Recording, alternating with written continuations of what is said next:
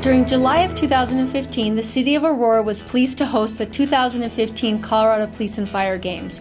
We want to thank all those who participated in this year's games. It was exciting to bring together so many inspiring athletes to compete in the 18 different events.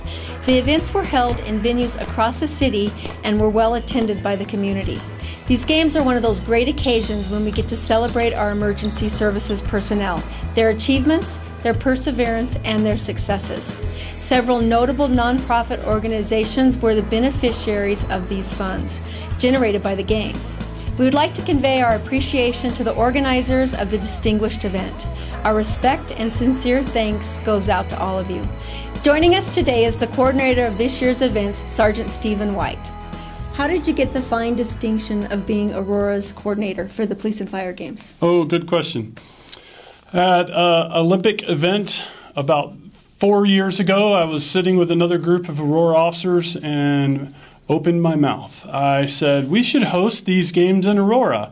And that just blossomed and bloomed and got bigger and bigger. And before I knew it, I was running a committee to hold it here in Aurora, and it just kept going. Talk a little bit about the purpose of the Police and Fire Games. Oh, yes. The Police and Fire Games are a state organization linked to a national organization. The state organization that we have here, the Colorado Police Fire Athletic Association, is for officers and firefighters who have a very sedentary job overall, but are expected to be in shape. This outlet provides a way for officers to stay in shape, or perhaps work at a sport even harder to try and win a medal, so that their fitness level is increased.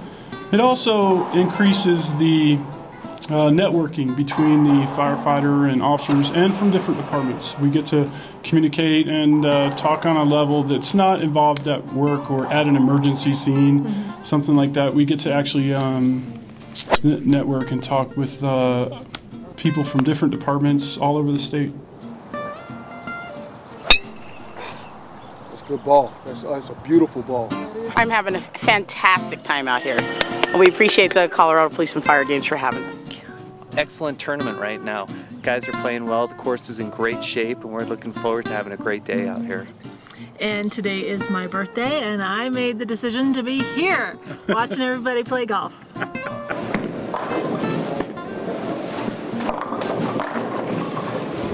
Again, nothing but the best balls in the business. These guys are pretty good. I mean, they're not first-time bowlers. A lot of these guys have been bowling for 25, 30 years. Yeah, it's real fun. It's good camaraderie for everybody and some really good scores out here, 260s, 270s. Of course, I'm not seeing those, but everybody else is. Oh, yeah.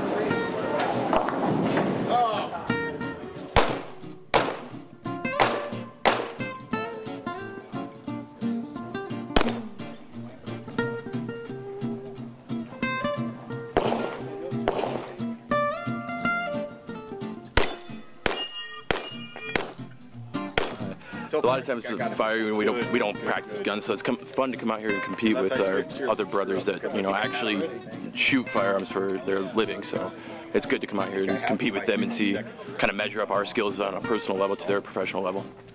Can you name some of the vendors that were with you at the event? Some of our sponsors, yes, absolutely. Chick-fil-A was one of our biggest sponsors. We ordered hundreds and hundreds of sandwiches from them, all free of charge.